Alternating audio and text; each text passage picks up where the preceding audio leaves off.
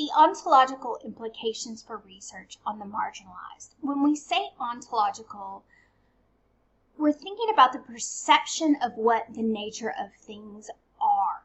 And for Ann Webster, we're going to focus on how the marginalized are defined and understood, what shapes their reality, and how this identity is recognized or denied by dominant groups.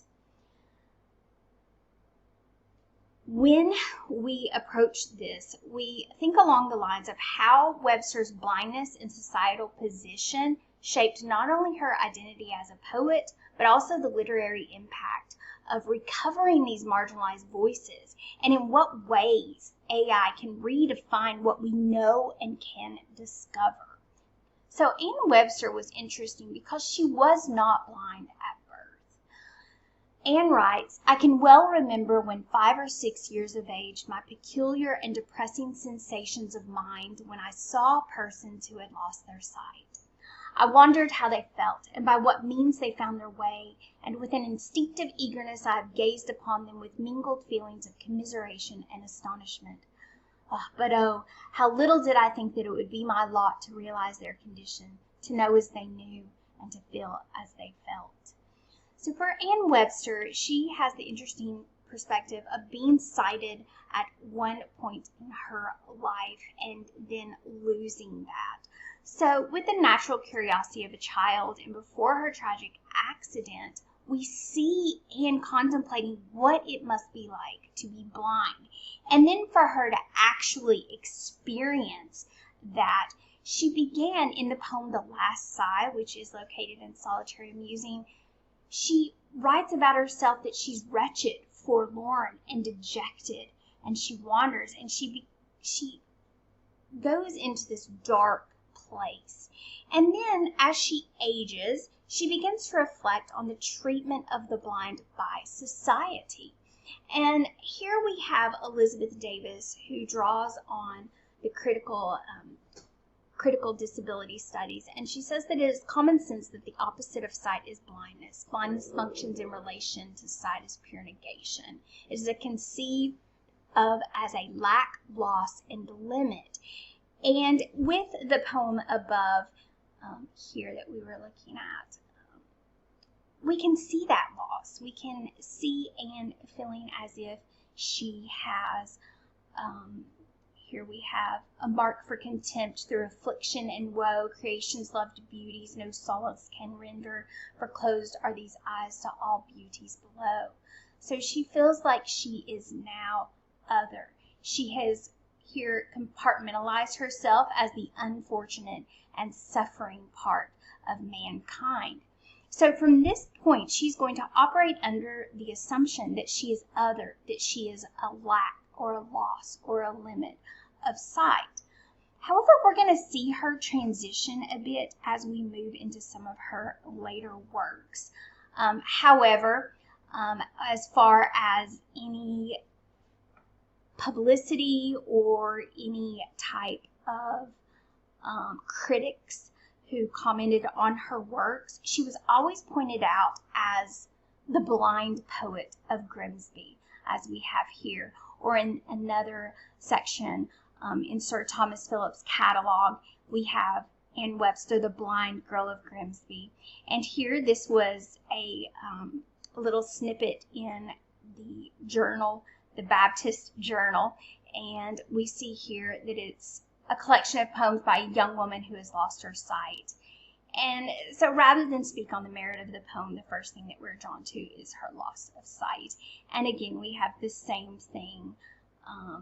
We mentioned this work as a literary curiosity, by no means, however unique in its kind. It's the production of a lady who has from her childhood labored under total blindness.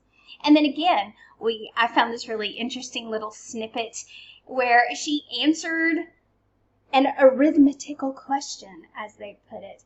And we have here the young lady by whom the above answer is furnished had the misfortune to lose her eyesight in the 8th year of her age. So she can't even answer a question in the paper without her blindness being a point of interest. Again, we have it here and here.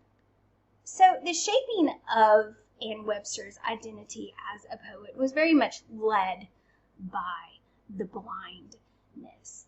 However, despite this attention to her blindness, Anne considered herself to be far more apt at the task of writing poetry than those who had not suffered as she had.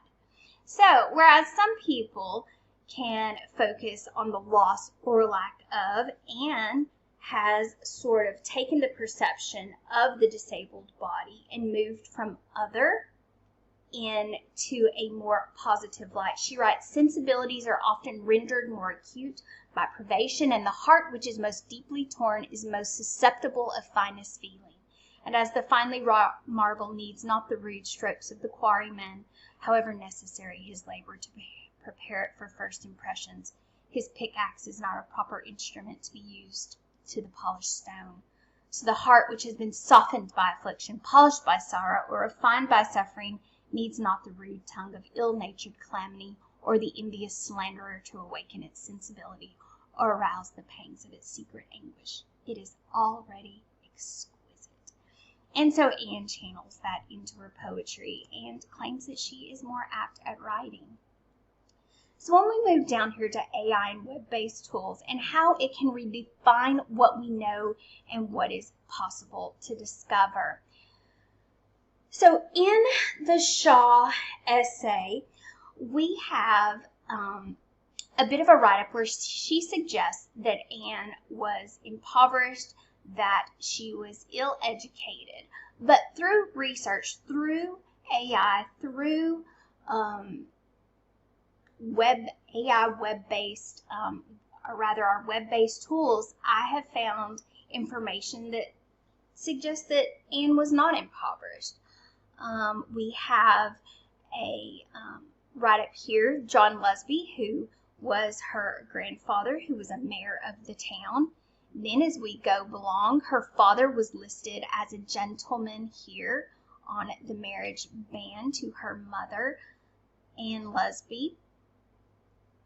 And also, additionally, as I was going through the birth records of Grimsby, Anne Lusby Webster was often a witness. So I believe that she may have been a much valued midwife to the Grimsby community. And all of these discoveries were made through digital archives that Claire Shaw, 1994, did not have access to. So to be fair, this information would not have been as easy for her to access as it was for myself. When we come down here and we think about the education of Anne Webster, Claire Shaw writes, "Webster praises God, laments the death of Byron, invokes the muse of friendship, and castigates the fiend-like malice of false friends in similar derivative lines. Yet as the document the book is worth reading, it records the experience of a writer struggling to overcome blindness as well as the disadvantages of class and gender." So this statement in itself, written in 1994, is biased and it assumes prejudice when it suggests Webster can overcome blindness. Furthermore, through research, it's determined that Anne was quite well read and educated. And even though Anne states, "An acquaintance with languages I cannot boast, and my situation has rendered the acquisition of knowledge difficult in consequence of not being able to read myself, a circumstance which has greatly contracted my knowledge of the English classics to what I suppose it would have been had this not been the case." So as Shaw wrongly assumes Anne is uneducated, because here, in a letter to Sir Thomas Phillips, Anne, we find, was in fact quite well read. You see here the books thus marked have been read, Pope and Thomson twice, borrowed books including some of Dr. Johnson's works. We have some memoirs of Bonaparte, Locke, and then we have here the whole of what I have heard read since last June. And so we have several classics here and the authors that she was quite familiar with. And this was copied by William Rogerson of the Royal Observatory of Greenwich. And here is that letter.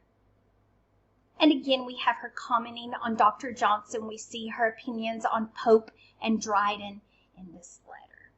And an uneducated individual would not be privy to this.